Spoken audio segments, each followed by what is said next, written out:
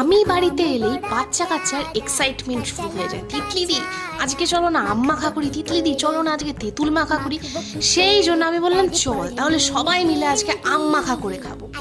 আমিও মাথায় একটা বুদ্ধি নিয়ে নিলাম, আমার তোজোকে পাঠিয়ে দিলাম কোটা দিয়ে চল আম পেড়ে নিয়ে আসি। আম ঠাম পেড়ে নিয়ে গাছে পাকা আম ছিল, সেই আমগুলোকে চটকে নিয়ে তার মধ্যে দিয়ে দিলাম কাসুন্দি, কাঁচা লঙ্কা, নুন, চিনি সবগুলো একসাথে মেখে নিয়ে আমের মধ্যে দিয়ে দিলাম।